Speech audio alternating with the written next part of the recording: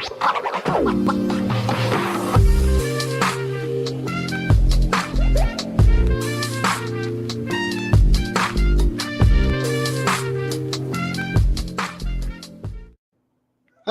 welcome to Book Talk. I'm your host, Anthony Moirore. At Book Talk, we get to have an author come and tell us about his book or her book. And today, we have a great guest with us, and we are going to be handling a topic that has been of interest to many people because of what has been happening in the last 2 years. This is the coronavirus. And this wonderful author, this lady that you see now here, has authored a book that is known as Coronavirus Reflections, Bitter or Better. So let's welcome to the studio Larada Hona Miller. Hi, Anthony. It's good to be with you. Yeah, we are honored to have you here. And I believe we are going to have a great time in this show. Oh, I'm sure I am. Okay. Before we proceed, we would like to know a bit about yourself, where you're from, and what you've been doing all this while. Okay.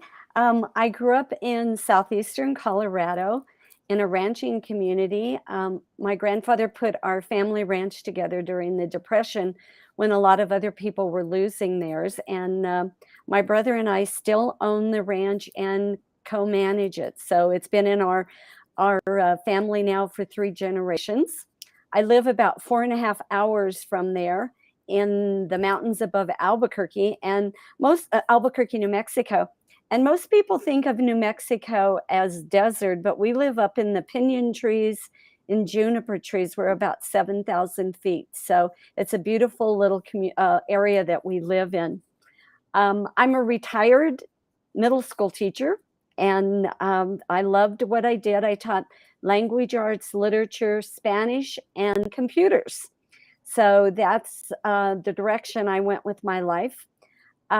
I retired in 2014 and or 2013, excuse me.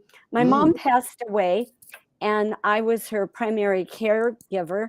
And so after she passed, I thought, I need to return to my writing. And I had written 2 books about 20 years before that, put them on the shelf, didn't touch them. And so it was time to get to my writing. So in 2014, I published my first book, This Tumbleweed Landed. And from then till now, I've published 6 books, 1 audiobook. I've just added audiobooks to my repertoire, and 3 cookbooks. So the Coronavirus Reflections book is my last book. I am working on a new book, and I'm also working on more audiobooks. Wow, that's beautiful. And you remind me of this fact that I have heard from someone that retirement is not expiry. I mean, when you retire, it's a new beginning of something beautiful. And this It, we can see in you. yeah, it certainly is. I'm not the type of person. I have friends that they retire and they sit in front of the TV and drink beer, and that's all they do. Mm-hmm. And I'm just not that type. I'm an A personality, a workaholic, and so I've just kept really, really busy. But it's been fun busy Mm-hmm. because of the first 3 books I wrote were about the area I grew up in, and then the next book I wrote was about losing my parents and the grief process and the growth process, not just grief, but growth. Mm-hmm. Then the 5th book I wrote, my husband and I square dance, and I grew up square dancing. And so I had the privilege of writing the biography of the most famous square dance caller in the world. And that was, oh man, that was an amazing thing.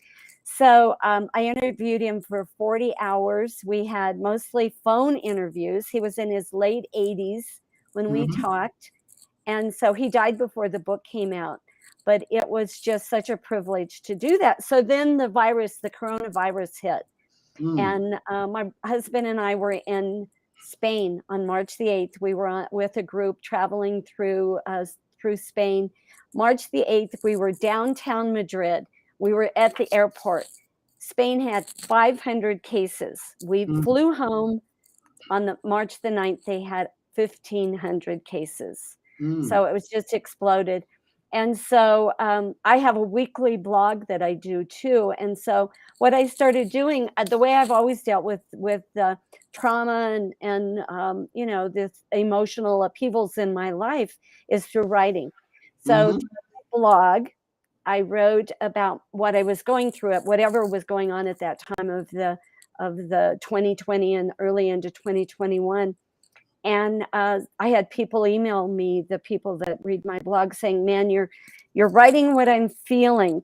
So that inspired this book. So that's how this book came about. It was my experience of dealing with all of the craziness because, you know, I'm 68 years old and I had Mm-hmm. never in my life experienced what we experienced in 2020 and 2021. So, Oh, yeah, it has been a very tough time for many people. yes. As experiencing some things that we could not have anticipated at any part of our life. I mean, you've many years on this earth. Have you seen something of such significance in your life? No, no, I Mm-hmm. never have. I mean, I lived through the Vietnam War, you know, and that was such a change in realities because the battle was brought to our living room every night, you Mm-hmm. know, and that was really, I think, the first time that ever happened. And the death count, that's the thing I remember, is seeing the you know, the soldiers in the jungles and then the death count. So that happened when I was in my, you know, I was probably in my, well, I was in high school and in my early 20s. But since then, 40 years, we haven't experienced anything like that. And this was so strange because, you know, it hits it in some ways. We weren't forewarned. It was told, we, you know, and so so the choice I did, we couldn't go outside. You know, we self quarantined for 2 weeks just to make sure that we hadn't brought anything with us, you know. And so then everything started closing down. My husband and I at that point were dancing like 2 and 3 times a week. We were traveling monthly to festivals, square dance festivals. We were doing cruises. I would go up monthly to our ranch up in southeastern Colorado. So Mm-hmm. we weren't going anywhere. So what happened for me, because I wasn't going out, I went in, you know, and so Mm-hmm. it became really a spiritual experience that I had to look at my fear, I had to look at my faith, I had to wrestle with God and decide, you know, how was I going to come out of all of this craziness, you know? So I Mm-hmm. write about that. I write about the, you know, the first time I went out and it was the toilet paper shortage and everybody was, you know, the shelves were empty and what were we going to do with that horrible experience, you Yeah, know? I remember that. And yeah, so it was it was really trying, you know. And the thing of it was too is that my husband at the time, he just, in fact, he turned 80 during the coronavirus, during the pandemic. And so I threw him a surprise birthday party on Zoom Mm. because we couldn't get together with family and friends. And Yeah. it was so much fun. I mean, and I write about that in the book too. This is the book. I'll show it to you. I'll hold it up and show it to you. My husband is a photographer Yeah. and he's the one that took the picture, and this is in his garden. And you may wonder why I would, and then the back has got, it's got more of the garden, but you might wonder why I would feature the garden on such a book that, you know, in a lot of ways might people might say, "Oh gosh, I don't want to read that book." Heaven Yeah. forbid. Well, what we found out was that during the pandemic, because we weren't going anywhere, TV became our major form of entertainment, and we Mhm. don't watch a lot of US TV. We love English. We have BritBox. We have Acorn. You know, we really enjoy the whole thought process there because we like mysteries, but over there it's not blood and guts, you know. Mhm. It's the mystery around what's going on, and my husband and I kind of sit next to each other and try to guess, you know, outguess who the villain is. Well, Mhm. he found this amazing program, and you may be aware of it. It's called Spring Watch or Winter Watch or Autumn Watch, and it's very much about nature. And Okay. so what they really came up with, and I did research on it too, is that because people were locked down, a lot of them turned to gardening Ah, in the pandemic. I mean, it skyrocketed. That pastime skyrocketed across the world. And so we were talking one night about what the cover should be, and because I wanted the emphasis to be that you had a choice to be bitter or better, but yeah. I wanted to feature the fact that you could come out of this better, you know. Mm. So Yeah, and the pandemic, talking of the pandemic, and it has not only affected, I mean, those people, it's different from the war that you're talking about in such a way that the war was brought to your screens, but this one, many of us have experienced at close range. Many of people in the US have had some close contact with it. If they were not infected, they were affected because a relative was gone. Did you have some close? Uh, well, it's that's interesting that you say that because I'm active on Facebook, and Mhm. one of the things that was continuing to go around on Facebook was a question: do you know anyone that has COVID? And the base of it was the conspiracy idea that there weren't you. This was all a hoax. Mm, That it wasn't. So anytime that came up, I answered it immediately because I'm kind of anal in some ways. I kept track of all the people that I knew or that had COVID and people that died from COVID and people that I have a friend that son committed suicide because of the shutdown, and then they found out later that he had COVID. So mhm. it could have been the COVID mindset too. But yes, I didn't have anybody personally. I'm moving my computer around. I'm sorry, guys. It's okay. Um, I um, I didn't have anybody in my immediate family that died of COVID, but I had lots of people. I think I ended up knowing. I'm still keeping a list. I have probably 125 people I know that have had COVID. I know 11 that have died, and then the man that committed suicide because of the lockdown. So the deepest one that I lost is I'm a country and western fan. I grew up listening to country and western music, and one of my all-time heroes of country music is Charlie Pride, and Mhm. he was a very interesting man. If you don't know who he was a black man that sang country and western music, and this Mhm. was back in the 60s when civil rights was looming in this country, and he Yeah. was loved and revered across the world as a star in the country world. And he died in his late 80s of COVID, and that just broke my heart Oh, because that was horrible. sorry for that. And as we are saying, most of us have a story to tell. I mean, we know someone who, uh, I mean, one or two or three who's lost a relative or a brother, a sister, a mother, a father, and it have. And being this tough, you ask a question in the title of your book: bitter or better? Can we have a? I mean, what's your analysis? Even before we go to some of the topics that you cover in the books, what's your analysis? Is it supposed to be bitter or better? The experiences. Well, I'm also in recovery. I'm in Okay. two programs in recovery, and have 33 years, thank God, of sobriety. And in the recovery world, that's where the bitter or better came from.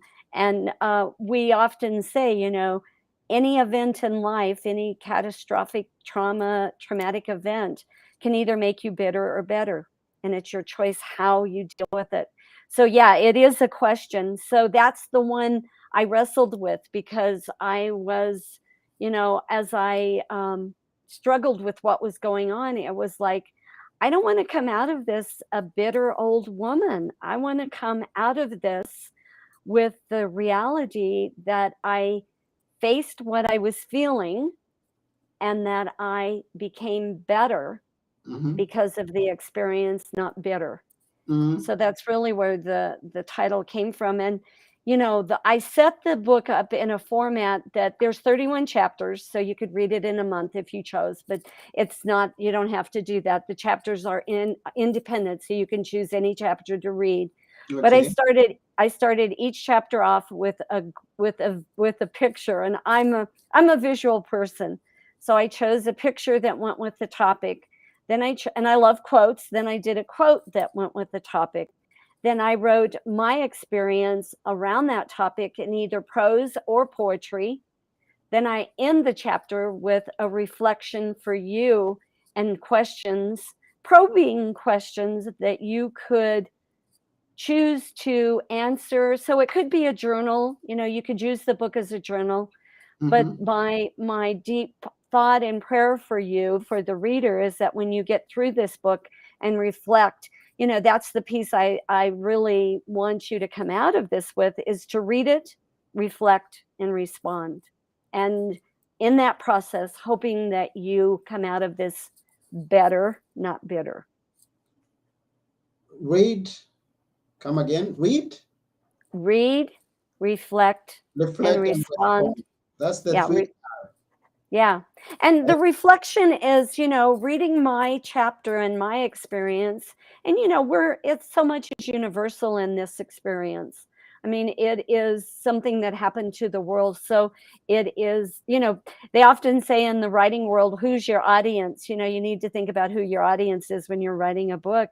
And Mm-hmm. when I was writing this, it was like, wow, that's a big one, because it really is. I could put, friends of mine, I could put their face up in my mind to think I want it for them.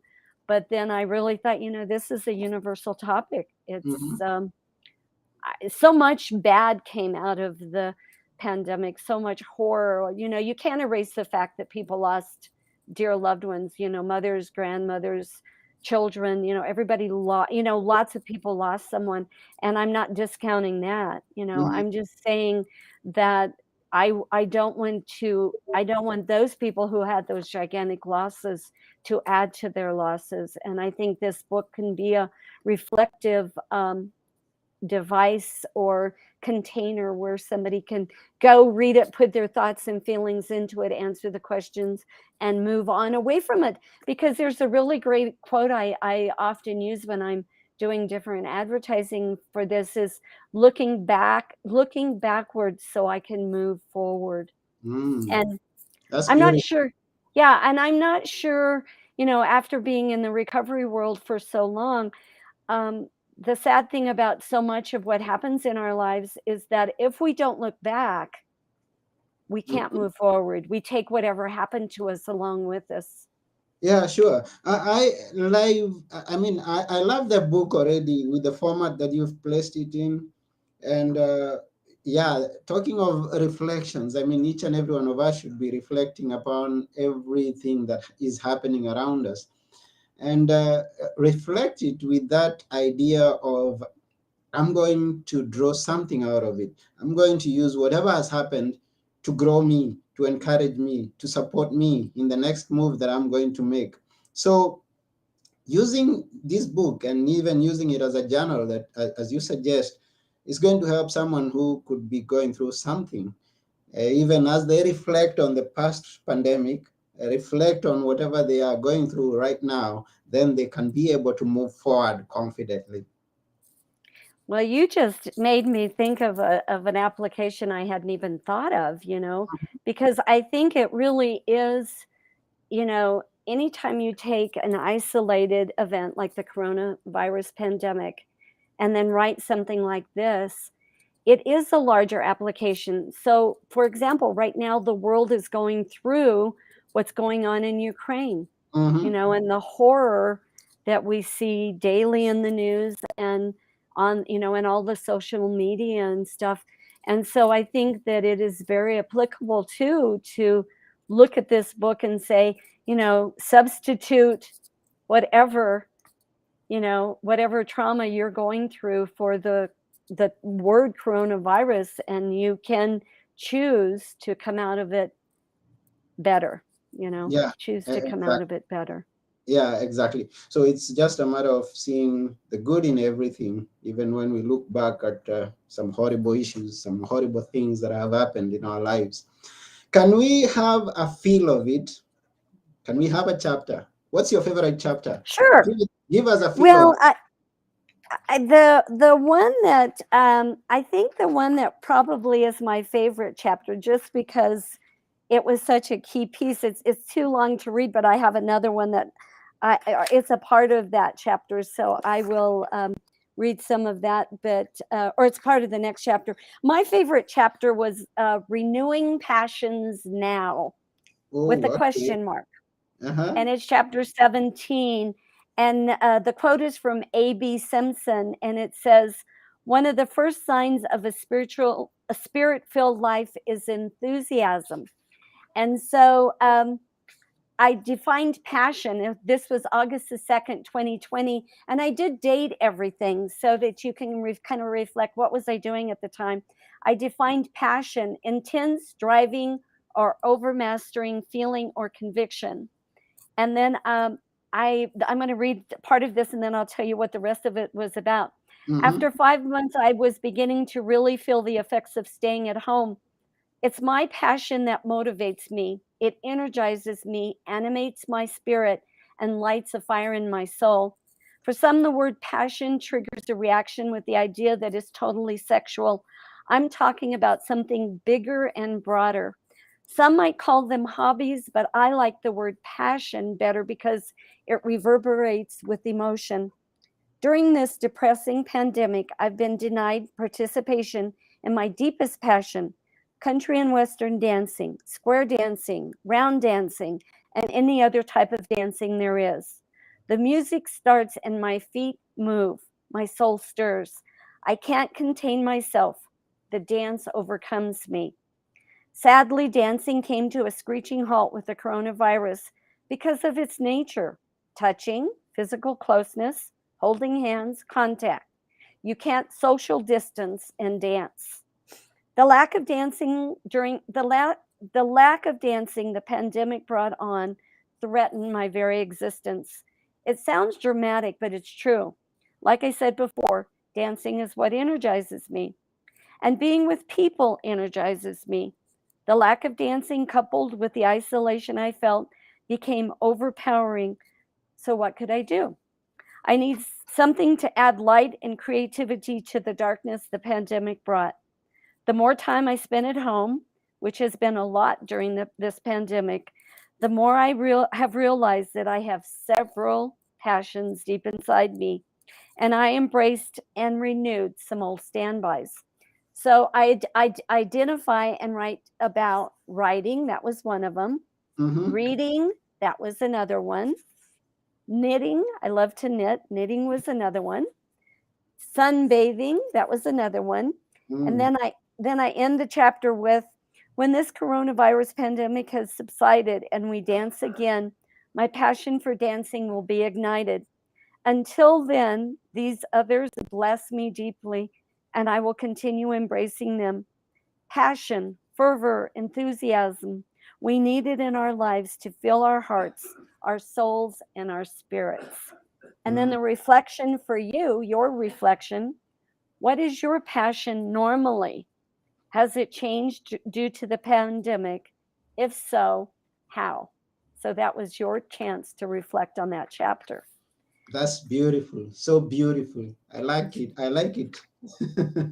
And then my poem on coronavirus reflection, bitter or better, I included that in the chapter coronavirus reflection, bitter or better. And the quote I have at the beginning of the chapter is by Confucius, and it says, by he said, by three methods we may learn wisdom: first by reflection, which is noblest; second, by imitation, which is easiest; and third, by experience, which is the bitterest. And that's by Confucius. So within this chapter, I wrote this poem, Coronavirus Reflection, Bitter or Better. And that was September the 5th, 2020. For 6 months, the coronavirus rages, then ebbs and flows. Never have I faced anything like this. I remember the polio scare as a child, a faraway boogeyman that didn't touch me, but nothing like this.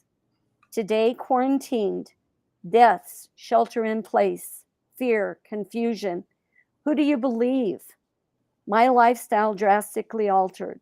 No dancing, no traveling, no interaction with people.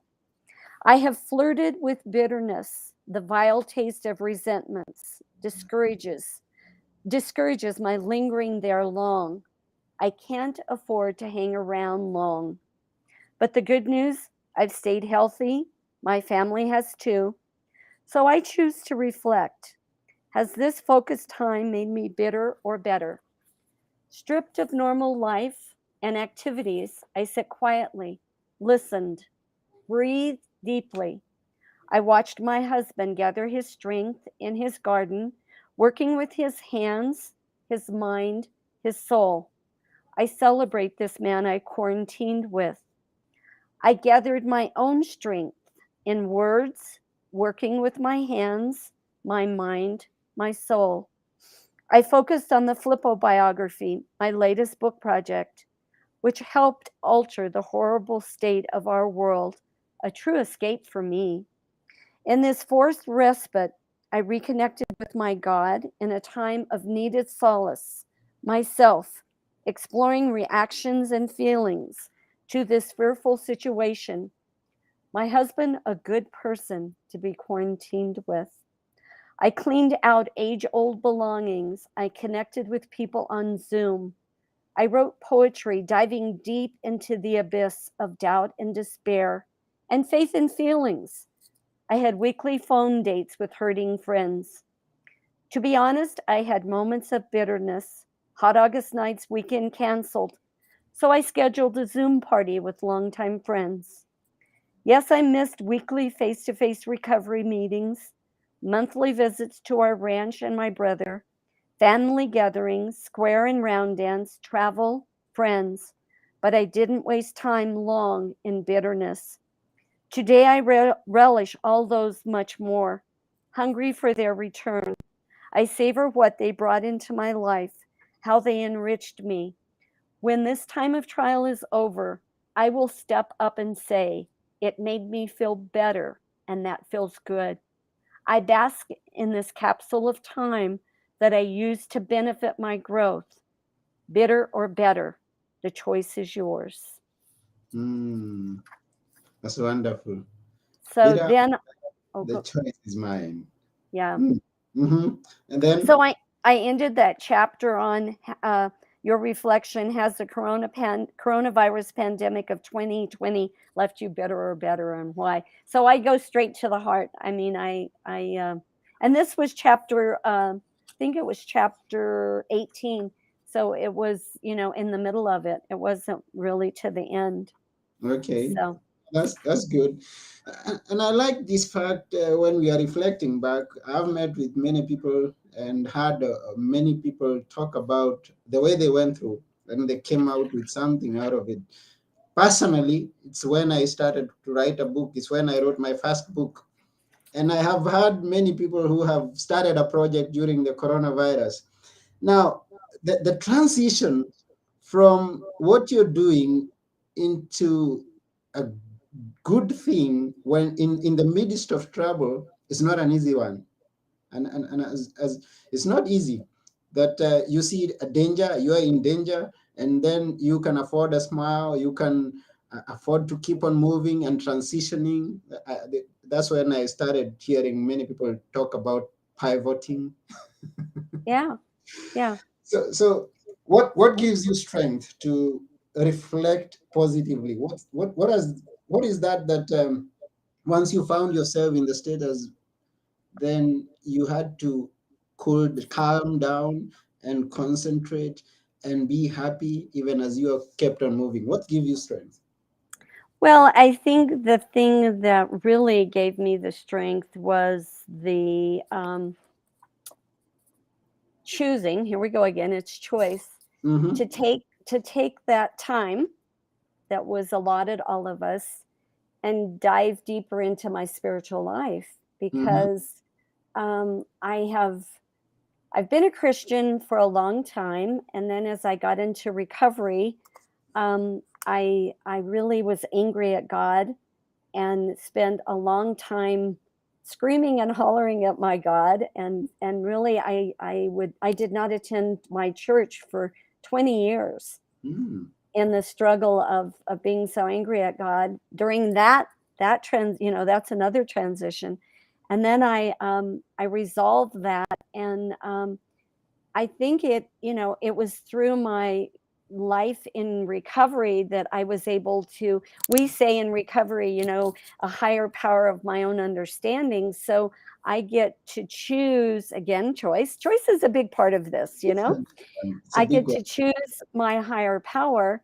And so instead of envisioning that, judgmental God up in the sky with his finger pointing at me and saying how bad I was, I got to select a very personal God that, this may sound strange, but my vision of God is a very much looks like a Hispanic man with a serape thrown over his shoulder. And Mm-hmm. he's very laid back and, that very delightful manana attitude that everything's okay, and Mm-hmm. so the other thing that this gave me, I played, and I write about this in the book. I was so desperate. I just kind of tried everything, so one of the things that happened during World War II, the English did, was that at 9 o'clock, I think they rang Big Ben at 9 o'clock every night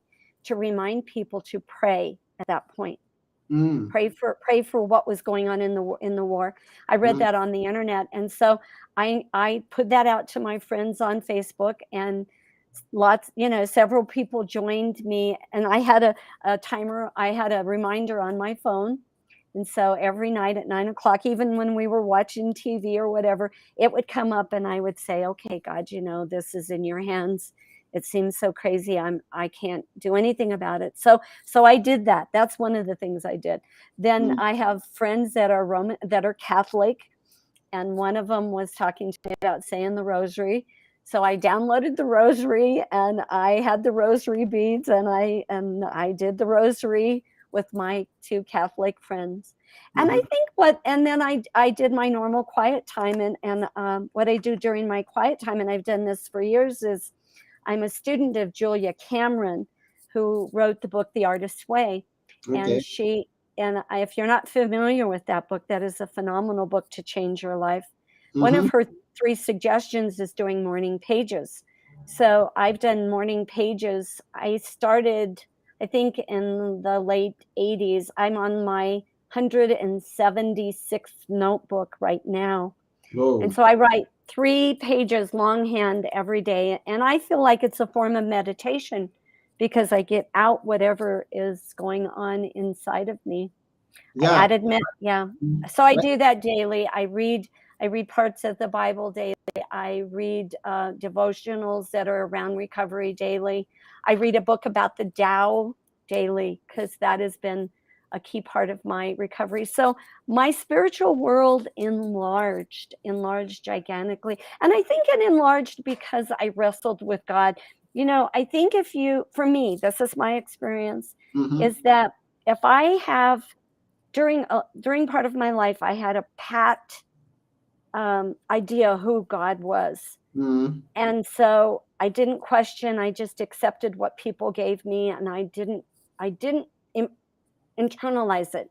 And Mm-hmm. I think because of the virus, and the time that we had, I was able to go inside and say, "Okay, God, I'm going to wrestle with you about this." One of the poems I wrote was about fear and faith. Can you have fear and faith together?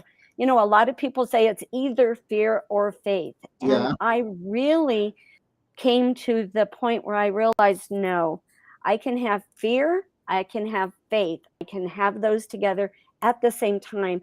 And again, it's about what I choose to do. Do I choose to stay in the fear, or do I choose to move over to the faith? So, Oh, um, yeah. It's exactly yes, It's dependent upon the choices that you make. And Right, whatever right. happens, you have the choice to see the good of it or the bad of it. So I hear that you reflected, and as you are encouraging us to reflect, but and also something that you've told us that earlier on, you had a wonderful partner in quarantine. So that was Yes. your support system, I believe, also. Oh, a gigantic part. Yes, gigantic Mm, part. Because, and the other, the piece that was so phenomenal is that whenever the pandemic hit, we talked about how we were going to handle this. Were we, and we were on the same page. We both agreed, because I have friends whose marriages and relationships have broken up over their disagreement. One person wanted to be conservative, uh, shelter in place, do all the things, and the other person thought it was a hoax. So I've seen mm, people just, it's you know, but no, we agreed from the very beginning, and we have really stayed on the same page. All example of what happened. Yeah, it was in, I think it was last year. No, it was the year before. It had to be last year. Well, anyway, there was a time that I would go up and be with my family. I don't close to my brother's three kids, and they come and visit every year. And they were okay. going to come. They were coming up to the ranch to visit, and so I told my husband, "Okay." And I this was just a moment of not thinking straight. I said to him, "Okay, I'm going to go up and see them and just stay for a couple days, and then I'll come home, and that will be a safe way of seeing them." And he said, "Okay, if you choose to do that, then you will sleep downstairs in the guest room for 2 weeks, and you'll do a COVID test to make sure that you're not bringing anything back." And it was just like, oh, wow. And I said, no, no, no, no. We made this agreement from the beginning. So I didn't go. I Yeah, stayed okay. here. And yes, I had a fantastic, fantastic partner. He's the one that's done all the research too, that's found the really awesome TV shows that we've been watching, all the mystery shows we've been watching over the time. Plus, his beautiful garden is just a beautiful place to Wonderful. to relax in. That's So wonderful.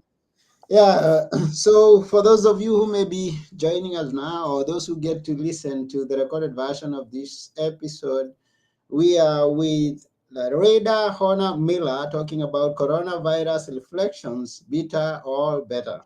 And just when by the mention of the coronavirus, this book is not limited in what you can do with it. As you've heard, the poem, the two chapters that Lareda has shared with us, it's quite a good thing to have in your library.